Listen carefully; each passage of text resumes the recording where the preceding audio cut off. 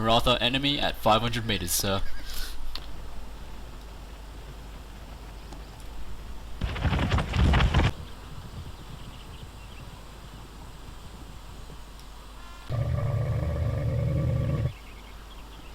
What in blazes is that? Is that a T-Rex? Those would be war elephants. And I have 4 of them. Oh really? Well, I have a trouser snake. Trouser snake? What's that? A snake, about 12 inches in circumference. Is it poisonous? Well, it spits. And depends where it's been. I cannot see it. You saw my elephants, I think I deserve to see your trouser snake. Uh-oh. Okay, well, just come down the slope a little and I'll show you.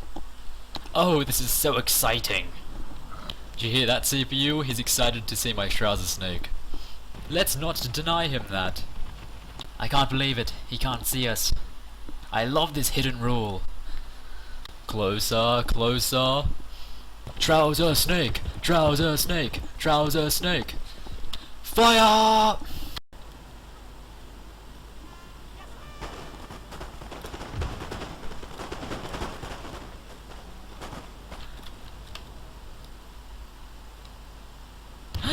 Treachery!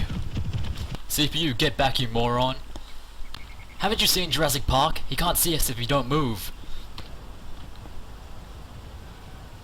It's not a T-Rex. It doesn't even look like a T-Rex.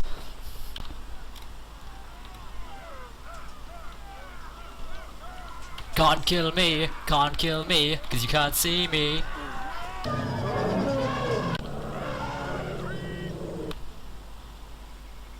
Sir, shouldn't we have helped him?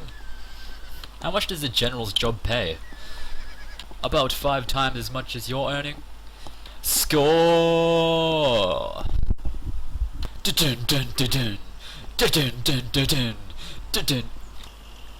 Are you tired? Because you've been running through my mind all day. This is Synoptic and I'm doing a commentary for a teammate, Spectre11B, and this is his Spanish Grenadier strategy / army.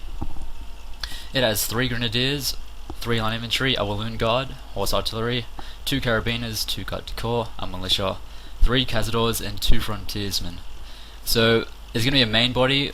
You probably noticed the line infantry. It's relatively small, but that's to pave way for a flanking force consisting of the 3 Grenadiers.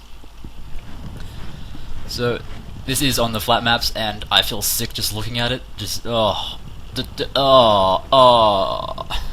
I know it's balanced, but I cannot look at it. And this replay will have multiple mods, namely Blood and Smoke mod, Fife and Drums, and Weapons mod, weapon sounds, and I will leave details of that in the video information. I will not display the opponent's name, mainly because I expect a flood of tears if I do, although I will say it looks mighty godly, as if it was designed by the gods themselves.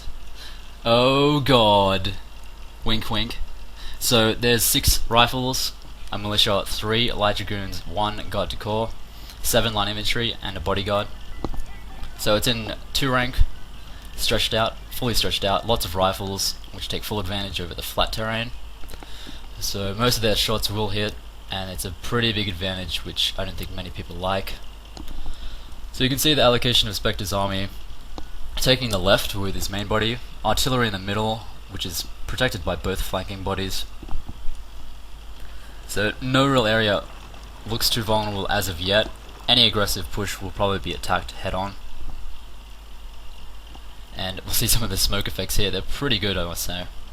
This is 3.1, I believe, because the latest version of Blood and Smoke looked a bit too blue, in my opinion. And Spectre's army, the battle will end quite quickly, as you notice with the time. I had a very long intro to make up for this, so the battle is about 7 minutes. Mainly because of the shock tactics of Grenadiers when successful. And he'll combine them with some more tactics along with his attack with him. So we've seen before, I'll probably attach it to this video, with me and Blonkers using Grenadier army in a kind of similar fashion. So the Dutch is using meat shield, although in an awkward fashion. I don't think this is the way it should be done, the meat shield, where you just run it in front of that main army.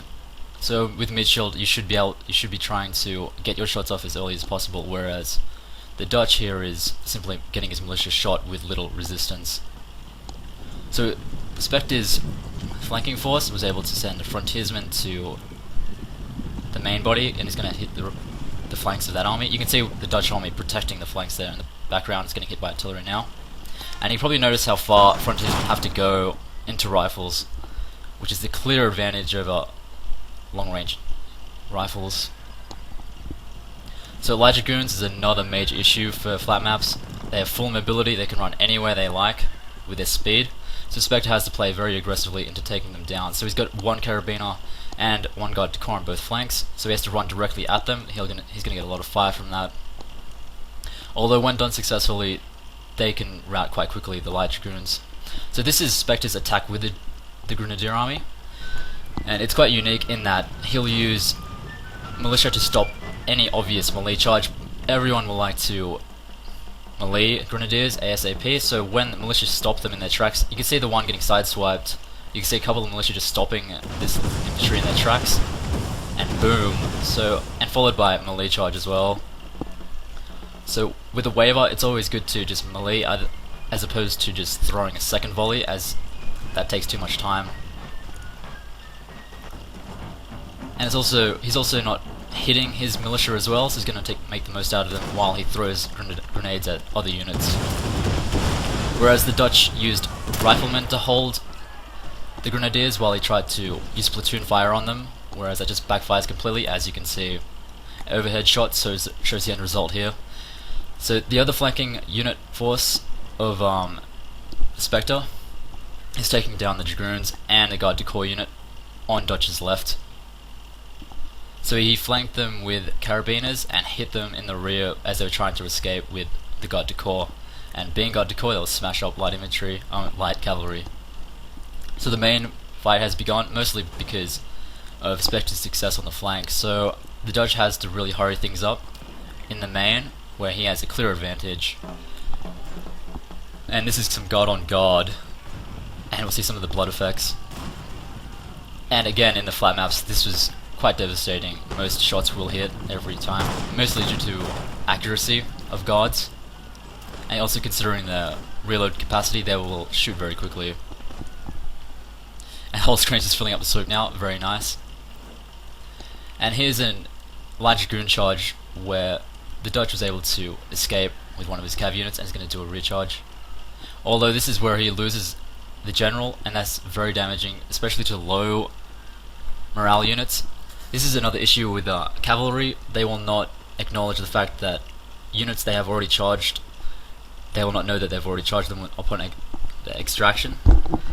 So when you run light cavalry away, they will most likely get the effects of flanks exposed and attacked in the rear, which is huge on low morale cavalry such as light dragoons, which have morale of 6.